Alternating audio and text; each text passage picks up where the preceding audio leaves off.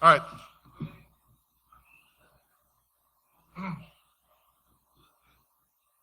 All right, any questions?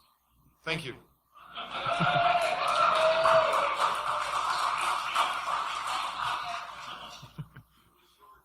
See, they're shouting over there. We're already applauding here, so one-upping Bruce. Well, welcome to Social Media Risk Metrics. Catchy title, right? SMRM, as we like to call it. So, we have a brief agenda for you today. We'll talk about who we are, and we'll talk about what you're looking at and why you might be interested in looking at it some more. Oh yeah, sorry. I'm loud though, and obnoxious. Even better. Good. So welcome to Social Media Risk Metrics. My name is Alex Hutton. I currently work for a systemically important financial institution that will remain nameless. There I am in charge of security intelligence and response. Briefly, although I'm trying to have somebody else take these things very fast, vulnerability management and red teaming, as well as our GRC function. That's kind of what I do. I worked for a company called Verizon once. I did some risk stuff once, etc. Hi, I'm Ian Amit. I currently work at ZeroFox, which is a social media risk management or cybersecurity or whatever you want to call it company. It's a small startup. We like doing risky stuff on social media or fixing risk on social media. I used to do computer stuff and hack computer stuff and red team and whatever. You can find it online. We're on social media. We both have Twitter accounts, which makes us social media experts and qualifies us to do this talk. So let's talk about what this is for a second. So basically what you're looking at is a framework that we kind of came up with to figure out if you have individuals with online presences that may introduce risk to themselves or your organization. In other words, it's a neat model for seeing if somebody's being a dipshit online. Yeah. Namely your executives, your third-party suppliers, your IT person with the keys to the kingdom, consultants, basically anyone that has any kind of effect and access to your assets. I said yes, assets in the organization. So next question, well, why do we want this? Well, there might be a couple of reasons. I'll bring out, since there's this thing called the DBIR, I'll bring out a couple of highlights for you. Phishing happens to be kind of a big thing. Still, that's right. People will not start clicking on stuff. And it doesn't take a rocket surgeon to figure out that if you are kind of a jerk online, well, maybe somebody might figure out how to phish you, right? And this can be bad, okay? Because basically, people click on attachments. Years of research shows that they still will and do. And this can be significant in terms of the common patterns we see about how organizations get owned over and over and over again. I'm just going to bring up cyber espionage as one of the ways that we see this over and over and over again in common patterns. Now, we're looking at social media specifically because there's a huge shift in terms of phishing or successful phishing attacks from traditional email, which has a lot of controls over it and it's filtered and people are like trained not to click shit on emails, towards social media attacks, which are much more targeted, more personalized, way more interactive, profiled. I mean, it's like you're talking to someone, so that makes it very legitimate. It's like you're social. It's like you're social, but you're not. A couple of examples of kind of impact of a tweet or the repercussions. Anyone remember this lovely girl? Justine Sacco from us.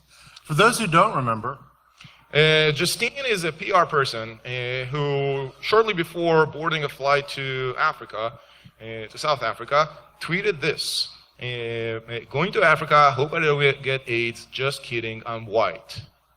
For some people, that might sound, and we're not judging, as racist, funny, hilarious. It's somewhere in that range.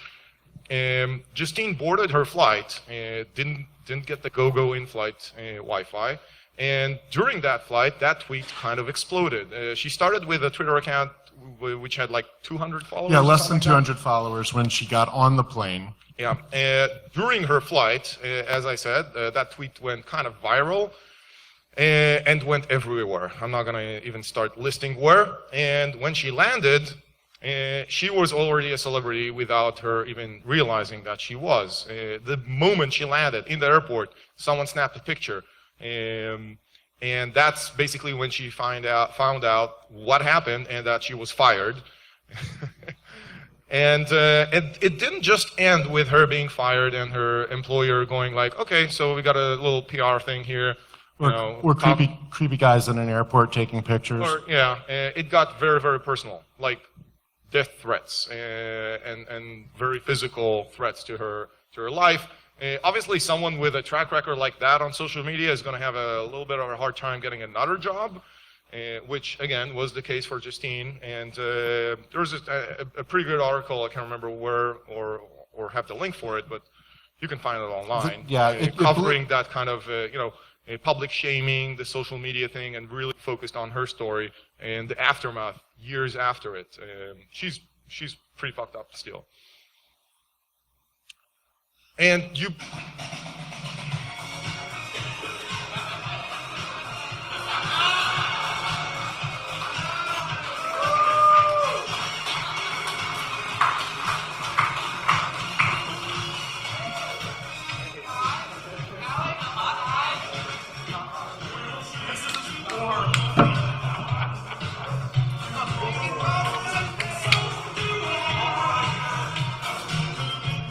I just want to know where Dave has been keeping this. It's really warm. Okay. Medic! Yeah, no, wait. I saw Katie do it warm. Then during hers.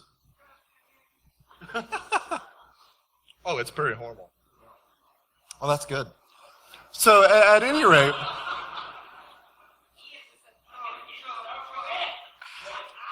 There's a slight aftertaste of nuttiness, I think.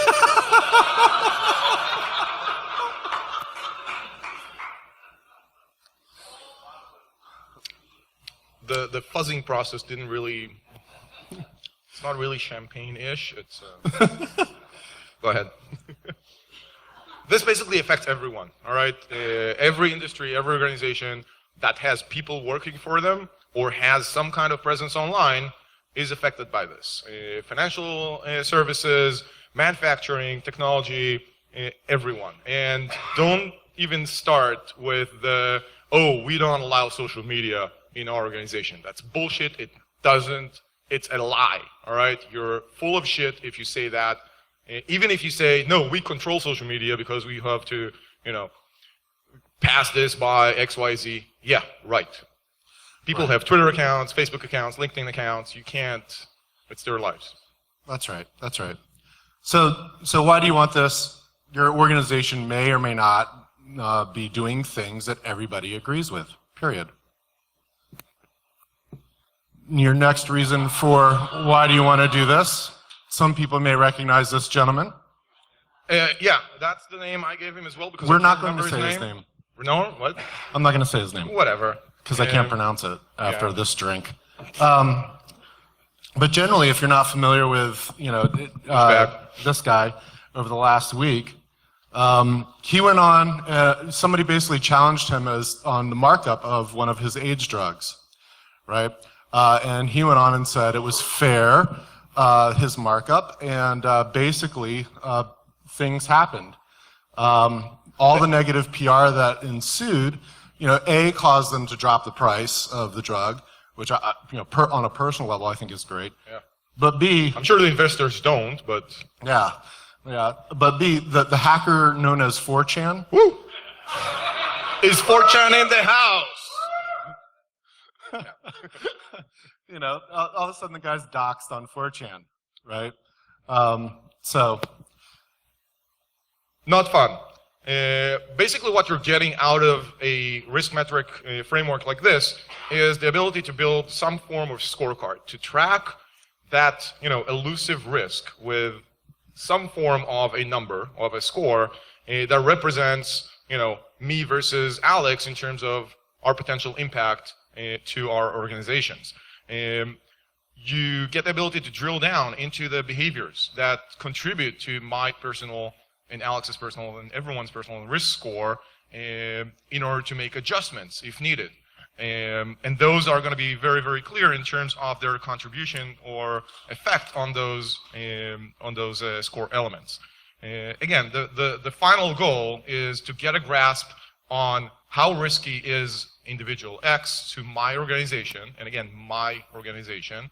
So we're gonna talk a lot about biases and kind of factoring in the right context, and what do I need to do, or what can I do in order to mitigate some of those risks and reduce them. Well, and before you move on this, I mean, I just want to say, as someone who has the pleasure of working with some really great OSINT talent, I just see this as a potential natural extension of our program, right? If we're going to be interested in other OSINT information as an organization, why am I not interested in what my organization's leadership looks like, what their exposure is, right? As well as maybe people like, I don't know, people like private bankers, right? Who may have the responsibility of working with the fortunes of some very wealthy people. So how does this work? We started from the basics. Alex. So had anybody seen this? This is kind of cool stuff. Basically, these four people are PhDs over in Germany. Oh, that stuff's nasty. It's horrible. It's terrible. I'm gonna burp like. And what they wanted to do is they wanted to basically scrape Twitter. Oh, I'm sorry. Oh. It's okay for the first line to move one back because it's fine. But basically, they scraped Twitter for sentiment analysis around the German election. This is kind of a little bit of groundbreaking work. And what they basically did was they had a handful of factors that you'll see in this beautiful spider charts. By the way, anybody use spider charts? You guys are the devil. Honest to goodness, I hate these things. I love them. Islands in the stream. That is what we are. So, but the spider chart is really good at this point because it's showing you they've got a handful of things that they wanted to get sentiment around. Was it money oriented? Were they talking about the future? Did they talk a lot about the past? Right? Were they going positive or negative? Right? It's weird to see a big pull in positive for a different country, right? Considering what we're about to witness over the next 12 months plus, as well as some about what their tone was, right? Like sadness, anxiety, anger, and so forth. So this was kind of cool. And basically they posited that if people are tweeting about these people, giving this sentiment, right, then you can predict to some degree what the big issues are, what people want to see, and so on and so forth. So cool sentiment analysis. But it's important to say that they had goals, right, in terms of doing this. Now, has anybody used GQM for security metrics? It's okay. Yay. Wow. The minority. If you haven't, this is actually something that I use a lot. You can go take workshops on this and so forth, but it's essentially a software development based metric that was developed by this guy named Vic Basili. And Vic basically figures out this. We all have goals in life. It's nice to have goals. We all have a goal that we want to measure, right? Then the next logical thing in this kind of metric development process to ask yourselves questions about how will I know if I'm hitting or missing that goal, right? Sorry. And then finally, you look, once you have some really good questions that you're asking, now you look for some metrics, right? You look to see if you've got indicators, not direct answers like, oh, this metric clearly answers the question per se, but at least an indicator or two that might suggest that you're able to do that. So you see here in kind of a logical model, goal, question, metric. Sometimes the same question will apply to multiple goals, the same metric to multiple questions, and so forth. Real brief example for you that we might all relate to, patch management. So using GQM to create a patch management scorecard. When I have to talk to IT about patch management, I want to make sure that our patching is comprehensive. No patch left behind. The second thing I need to make sure is that it's timely, right? And then the third thing is it cost efficient? So I can ask myself questions around, about comprehensiveness. Am I covering all my business units? Am I covering operating systems? Am I covering systems by risk? So on and so forth. And then I can go get that data, right? It may not be just raw Nexpos or Nessus output, right? But I can take that data and combine it with other data, like, I don't know, HR data that tells me what my org charts and business units are and so forth to get the answers that I need. So this is the timely one.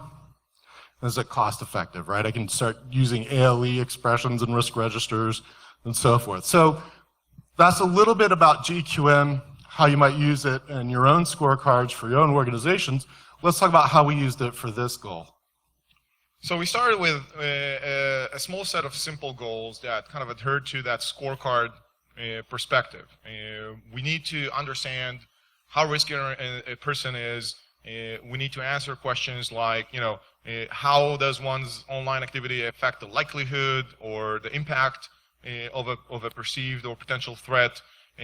What kind of mediums are being used in terms of those communications and how you track them? And we ended up with providing, as far as metrics, a qualitative approach rather than a quantitative one, which is kind of a lie because I started with quantitative, trying to kind of ride the tailcoats of FAIR, and ended up moving towards qualitative with a little bit of quantitative in it. So math is hard. Yeah, math is extremely hard. This was our set of goals, and again, we're releasing them as part of the tool that you'll see afterwards. Very, very simply, measurable way to quantify risk associated with an online activity of an organization and its employees. And then it's broken down measures for qualifying and working with third parties, which is as important, okay? And it's easy to measure because everyone's online and talking shit and exposing everything. Create a score for my executives so I can reflect it back to them and tell them, look, you have the potential to affect my stock value or your stock value or your shareholder, whatever it is, if you talk like this or if you do that, all right? Shut it down, lock down your account, make it private, I don't know. And again, and provide those suggestions based on the contributing factors to the risk score that we found. Another goal was to get a metric that would apply across the industry. So if I'm trying to compare my organization to another one, do I want to be, as good as they are in terms of assuming risk and managing risk? Do I want to be, am I better than them and I can kind of, bank on it in terms of my competitive posture? Well, and I think that's really important. You guys will see this when we do a little bit of sentiment analysis later. But think of it this way, right? The power of your OSINT program to go to your executives and your marketing folks and say, here's how our messages, the interviews that we do and our messages are being interpreted by the listener. Here's how the messages across social media and all channels for our competitors are being interpreted, right? If we're more angry than they are, is that really what we want? Maybe it is. Maybe it's not. Is it hurting us? Is it helping us? Again, the goal is to provide a metric that you can measure over time and see the effect of different controls and activities. So obviously, we went on to mind mapping this. Purposely in the eye chart. Again, and the mind map is going to be released. We're going to have the link on the social medias right after this talk, so you can take it, hack it, change it, destroy it, create your own, whatever it is. The main idea was... Yeah, I would hope improve it. Yeah, hopefully improve it. The main idea was to take those three main elements, all right? Is an individual risky? is a third party risky, all right, and is my organization risky in terms of our social media behaviors, and start breaking it down. So we're looking at the basic elements like likelihood and impact, see what affects the likelihood, all right, in terms of a threat vector, in the form of hacktivism. And then you break down hacktivism into politics and economics and religion and sports and so on and so forth. I'm not going to elaborate too much because we're going to have a lot of fun digging into that when we pop the Excel.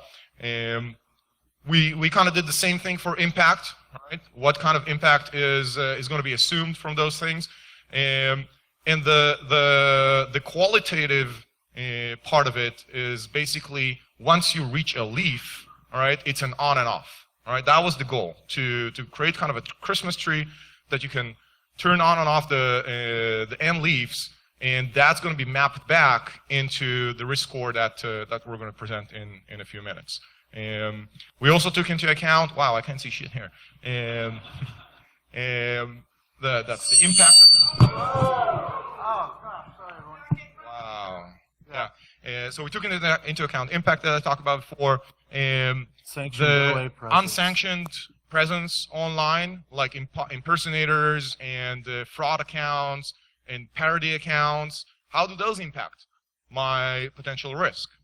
An impersonator can have a major impact, especially if that person does not have official presence online. All right, if I pretend to be, a CEO of a pharma company, I can affect their stock price by saying, "Oh, we're going to buy this," or "We're going to, sell that." And if you don't like what we do for AIDS patients, wait to see what we do for children's leukemia or something horrible we like hate that. Kids. It's like So the next branch obviously is non-published information. So it's going to be stuff like non-self-published. Non-self-published information. That's right. So it's going to be the sentiment analysis that we can scrape and gather. What may be reactions to the tweets. It may be information about those people themselves. Like, for example, we take the Justine Sacco case. She's all over Gawker. She's all over New York Times, and so on and so forth. And so there's an element of that where you can do analysis there and say, okay, clearly the public analysis of this in things that we might call traditional journalism also has some sentiment that contributes to risk. And again, we put biases or weights that are different for, let's say, if you get to the New York Times, that's a whole different game than if I trash you on my blog. All right, our reach is I'm almost there, but our reach is a little different in terms of the potential impact. So we had to factor that into the model so you can take that into account and kind of weight your risks. In terms of the approach, as I said before, we went for qualitative. We are measuring essentially, at the end of the day, we're trying to get to something between a 0 and a 10. All right, so it's kind of a percentage in terms of likelihood and impact. We tried several kind of approaches in terms of aggregating the different elements, and then no, that's not going to work. Average doesn't really take into account the highs and the lows. Just taking the highest doesn't take into account the low that have additional contributing factors. So we came up with an additional auxiliary, let's say, weighing system that looks at 3 main buckets of activity and provides you, X amount of points to distribute between those buckets based on your organization's sensitivity.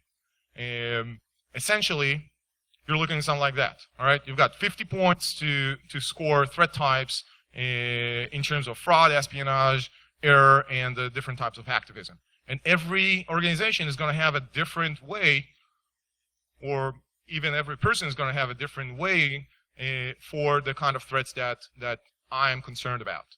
All right, that makes this relevant, and that makes the score very defensible in terms of, you're presenting this back to management. Oh, by the way, this is taken from a previous email I sent you when I talked to you about, Mr. CEO, how do you perceive the risk? Okay, so I'm going to take their biases or their weights and apply to my model, selling it back to them and saying, poop, magic. The end result that we currently have in terms of a scorecard provides you with 4 elements, with 4 scoring elements: likelihood, manifestation, impact, and an element yet to be named because it's a factor of the number of or the number of instances of potential threats online, factored with the kind of medium through which they affect. All right. If you remember the last branch on that mind map, it was mostly concerned about what medias are these threats manifesting themselves on. All right. Again, New York Times, blog, Twitter, whatever it is. So we have different weights for those to factor into the number that we're going to see. I wanted to call that metric Ian-licious, but he vetoed it. It didn't make the cut. Now, obviously, you're going to have to collect a little more data to base your your checking on and off those leaves and plugging some numbers into the Excel sheet. So this is the kind of data that you're going to need. First of all, context. How big is the organization? How many people in the organizations are being tracked, or am I monitoring their activity online? What's the size of the management group? All right. Again, that's going to provide me some kind of measure in terms of, I have a 100 people organization and a 20 people management group. That's a little different than a 10,000 people organization with, 20 people management group. So that those biases factor in and give you context to the kind of risk, because when I look at an executive and I look at a lay person, all right, or a normal person in an organization, their risk score is going to change based on that bias, that management to org size bias. We're looking at locality, right? I'm talking about one office, 80-person office, whatever it is, and a couple of people around, or am I talking about a bank that spans several states and has headquarters and offices all around the place? Chatter. This is kind of the main element, all right? Everything that is being spewed online by either the organization, the individuals that we're tracking, any conversation that discusses that person, that asset, all right? Any mentions, any conversation that person has outside, like towards the public, all of that chatter needs to be collected and measured and analyzed in order to compose this risk metric. Impersonators, again, fairly easy to identify. All right, or how many Ians are there out there right now on LinkedIn? There are 2. A very poor job. By the way, if you're here, catch me later. For free, I'll give you a class on how to create a pretty damn good impersonator, because this is shit. And you're not responding. Whoever you are, I'm sending you emails. Please reply. I'm more than willing to help. This is embarrassing.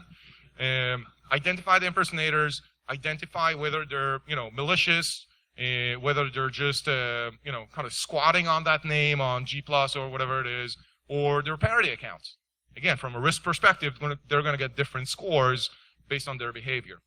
And last but not least, Alex mentioned before, sentiment analysis. This is what's going to give us a lot of context to the way that people communicate about your assets and the way that your assets are communicating towards the outside in terms of enticing threats or identifying potential threatening messages towards your assets. So let's talk about how you can do this. Like I said earlier, I see this as a natural extension of an OSINT program. And so let's get to how rubber meets the road for a second. So basically, if you're going to determine whether or not you're going to do this, right, you're going to have conversations with legal and HR and some other folks. And as I see it, you're going to get basically 4 different responses. The first is, oh, heck no. Right? And that's fine, right? Your organization's telling you something about their risk tolerance just by saying no. It's not an immediate shutdown, or shouldn't be seen as they don't care. The second is, okay, well, we're not going to necessarily have cooperation, but you can do this. It might be nice to do this for just publicly available information. Depending on how deep you get and what the conversation you have, you might get into volitional. Well, let's ask the CEOs, let's ask different people, if they are going to be okay with participating in this program. And then the last would be enforced, right? It's going to be like, let's say you're working security for a celebrity, you might enforce this sort of thing. And right? You have to remember that most executives are already used to their privacy being taken away automatically by executive protection. So that's actually a fairly easy sell based on my experience. You're just telling them, here, there's a new tool that's going to prevent your dick pics from showing up online. They're going to go like, right on, I like you. Take what you need. If only Anthony had it. All right, so the next thing is determine who, right? So once you get buy-in on, and this will probably be part of the same conversation, but once you get buy-in on are we going to be able to do this or not, or to what degree are we going to do this, figure it out, right? The privileged IT users, like that's my goal. I have privileged IT users, they're great people that I work with. On the other hand, phishing them, doing social engineering attacks to them, it makes me nervous, right? Second obvious goal is executives and board members, marketing and PR people as well, and depending on the nature of who you are and what you do, salespeople. Liars. That was cool. So there's a great story that a member of the chief security architect of a defense industrial base organization in the United States tells about their salespeople going to France. And this is years ago, right? And so they go to France, they show up, they're very tired after their international flight, but they get invited for a wine and cheese tasting. So sure enough, they go, kind of freshen up and go back downstairs. But they're so tired that they leave early, and as they get back to their hotel room, their hard drive's gone, right? Apparently somebody made off with it and didn't have time to like copy and steal and all that stuff. The hard drive's just gone. It's this sort of cyber espionage that means a salesperson might actually have information. In this case, there were pricing spreadsheets around large, let's call it DIB sales, that were now in the hands of the French government. So salespeople can be a target too. Determine where you're going to profile them. Social media sites, websites, blog comments, so forth. If you want more information about how to be really sharp about this, there happens to be a great new book out with the authors that might actually be here, not just in Derby, but one of them in the room. Woohoo! God, come on, Justin. Say hi. Hi, Justin. Right? It's a great book, and you can read that, and there'll be all sorts of really great creative ways to figure out how you're going to find information on people about what they're doing and how they might be creating some exposures. By the way, my generalized kind of term for where are we going to look is anywhere where you're identified online. It could be, your obvious Facebook profile, but it could also be an Amazon review on, the Vibrator Inator 3000, which you kind of gave great comments on, and that impacts your perception and You've been risk watching level. my reviews. Always. All right. So the next thing is to collect all the things, right? For those of you familiar with ETL, it's more like scrape, transform, and load. That's fine. And you'll be performing your analysis post-scrape, or if you're really clever, there's already code and examples out there for like Twitter's API into Apache Storm, bolted on, you're golden. But scrape, just a basic example. Here's kind of a trolling account saying, hey, which is more dangerous, shutting down a car or having nationalist, jingoist rhetoric, right? So this turns out to that. Obviously, you can do sentiment analysis on some of that by dropping some of the crazy stuff. Next thing, store the data. Store it whatever you want. Now, Marcus Raynham will tell you big data, big data, big data, big data. And he's right. That's fine. You can use little data too. Mongo's your friend, etc. The next step is going to be analysis. And you're basically going to have two ways that you're going to do your analysis. You can do it in what we'll call Amish handcrafted, which basically Trademark. you have people, very nice people who are doing the analysis for you, or thanks to, as Marx would say, the magic of the big data, that we could do machine learning. Right? So Amish handcrafted, you're basically going to take a look at the information that comes in front of you, and you'll basically score the comments. This looks bad, this looks good. Maybe you'll use some other online tools to help you out with that. We'll get to one in a second. And there's some links here for you to do it yourself. Now, typically, I've talked about risk to a lot of folks, and people in our industry tend to get freaked out about subjective analysis, even though we do it all the time. It's okay, I promise. This is going to be more meaningful because at least you don't have to be perfect. All you have to do is cause the conversation to happen. To say, hey, when you tweeted this about the St. Louis Cardinals versus the Chicago Cubs, Alex, you had negative responses and people aren't happy. Is that really necessary, right? Especially right before you're going to Chicago and you're talking to people who might be customers or whatever it would be. So let's, sentiment analysis can be your friend. So let's give you a brief example about how you can do this in an Amish handcrafted way using a free online tool. So we took one of our friends' long speech, Donald Trump. His speech where he announced that he's running for president. It's got over 6,000 words, and it's actually based on his speech. It's not like a totally written up thing. I mean, most of it's written, but when he comes on stage and talks, he goes off script a little bit. I don't want to imagine what his original script is, but whatever. So again, plug it into one of those tools. Watson has a free open source tool for tone analysis.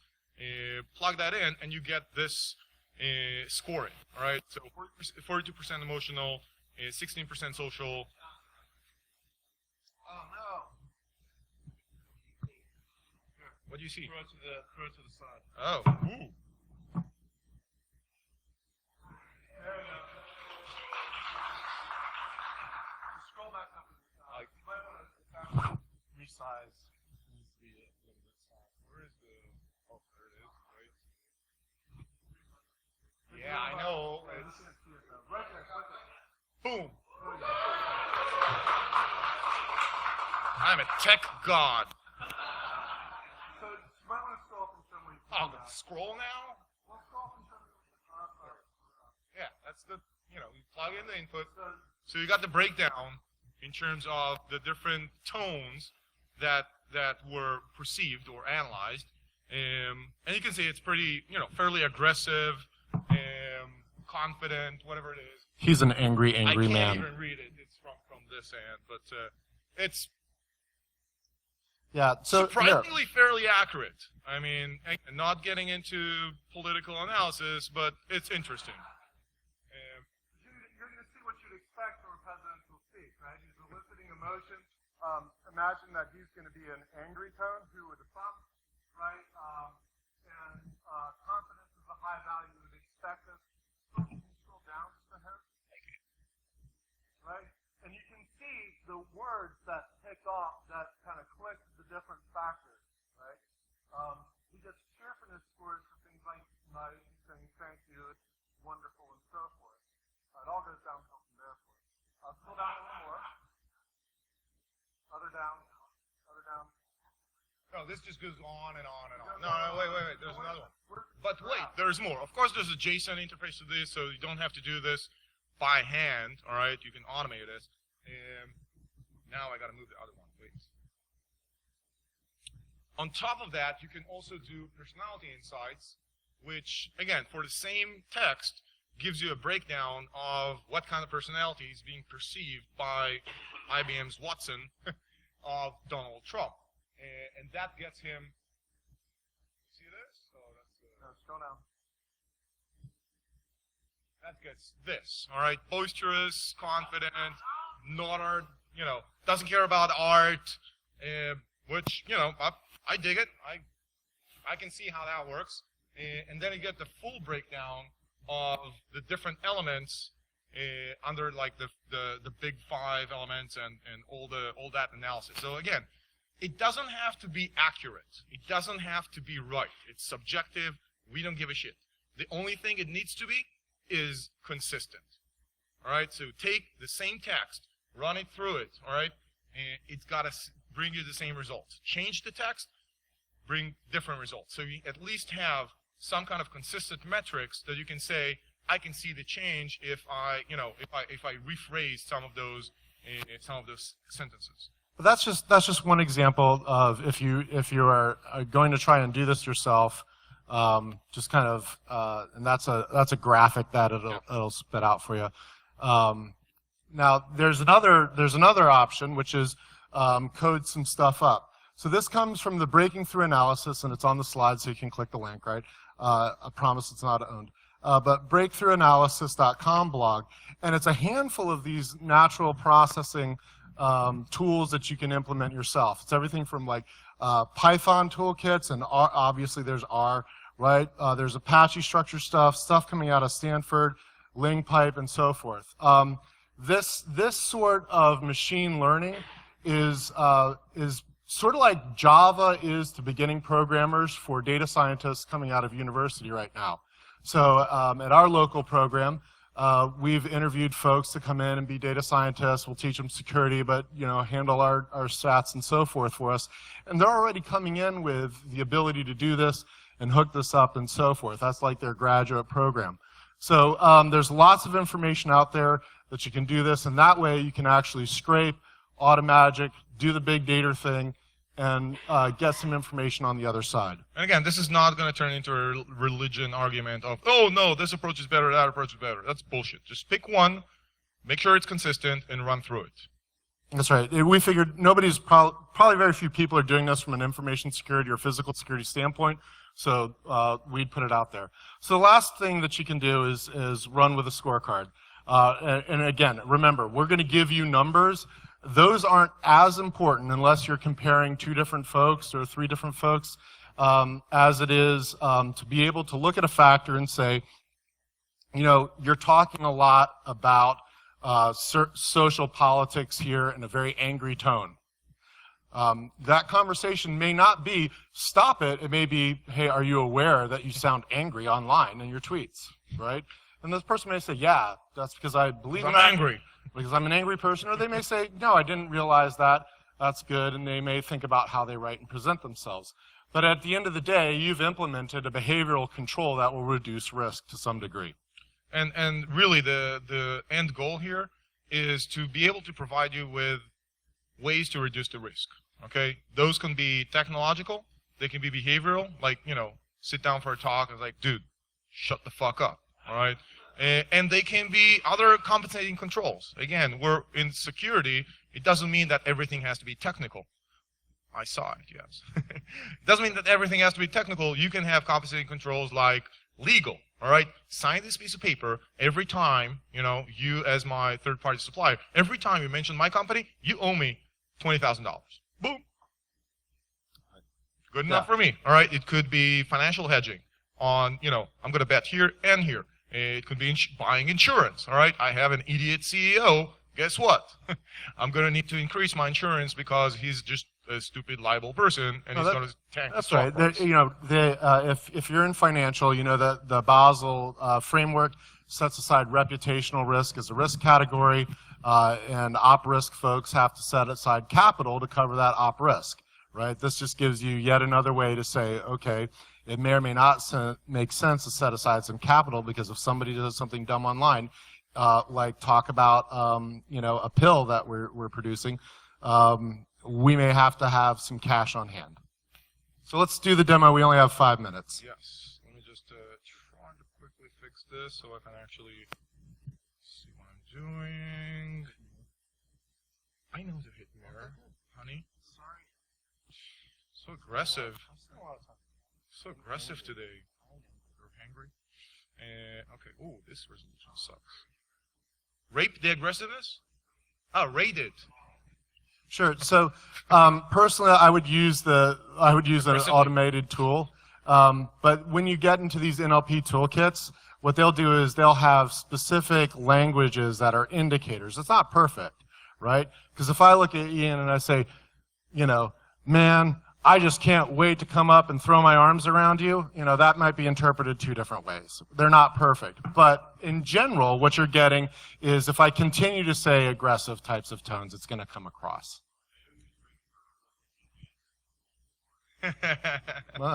See? We can bullshit our way out. I have plenty of warm drinks. I'm good. This is the tool. All right, it's a Google sheet that we're releasing. That's got fancy math on it. Not really, but you basically, I'm going to do like a quick run through two different analysis. And the first one is going to be Donald Trump. The second one is going to be the Pope. One. All right. Yeah. Okay. So Donald Trump and the Pope are going to have different priorities in terms of their threat types. All right. Trump's going to have a lot of economical and political hacktivism associated with that type of behavior or presence. Vulnerabilities are going to be ranked like all across the board. And again, I refer you back to our bucket of 20 points. Distribute them based on your. Those are organizational context. Yeah, and then influence. All right. So obviously, financial influence is pretty big. Stock, and then PR and the rest. Real quick on this one. For Trump, we might think of this as we're in his team for his financial or his real estate business. Mm-hmm. If we wanted to be part of his team for his presidential bid, we'd go to competitive right away, and we would probably negative PR. On those. Yeah. And then we go off to the other elements that we need to plug in as part of the OSINT that we talked about. So we conveniently highlighted in yellow the areas that you need to fill in. So org size, management, locations, track parameters per variable, and the chatter that we discussed before, number of impersonators for executives and for non-executives. Ian Licious, yeah. And then we basically took that big, beautiful mind map, flattened it, and put it in a spreadsheet. That was a lot of work. And then you just need to check off, all right? Put a 1 into the yellow box that corresponds with what you have identified in your collection. Again, I'm not going to bore you through all the ones that we marked here for Trump, but obviously economic politics in terms of hacktivism is a threat that he's motivating. Fraud, display of wealth, yes. Display of power, yes. And so on and so forth for all the different leaves that we've seen in the mind map. Plugging all that into this magical spreadsheet. Here we're at impact. So again, marking off financial, access to intellectual property and technology, level of influence is pretty high, stock value, blah, blah, blah, blah, blah. These numbers come in from the other tab that talked about the OSINT collection and the number of followers and the number of impersonating accounts. And that number is that magical number that factors in the instances that you have identified online that could be potentially dangerous with the medium through which they may manifest. Again, ranking major news articles, independent blogs, or social media. And that will bring you to our lovely scorecard. So you're going to end up with those 4 numbers. Again, this is Trump. We can see that likelihood is 3.9, manifestations is 5, impact is 4.3, and we've got that magical unicorn number. If you look at the Pope's scorecard, it is completely different. All right, the impact is way low, manifestation and likelihood are way high. That number is different in terms of the number of threats that we'll see online. And again, that's only based on the numbers that we plugged in because the Pope has way more religious hacktivism associated with it. His impact is going to be, or vulnerability is much more social. Influence is much more PR. Again, it works because you can defend it.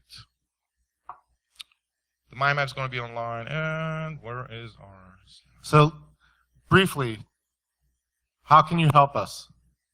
Like a lot of the little projects we do, like the NIST, CSF, GQM stuff, like to run this through the Society of Information Risk Analysts. It's a mailing list, but they'll host links to both the mind map if you want to look at that, as well as let you download the Google spreadsheet and play with that for a while.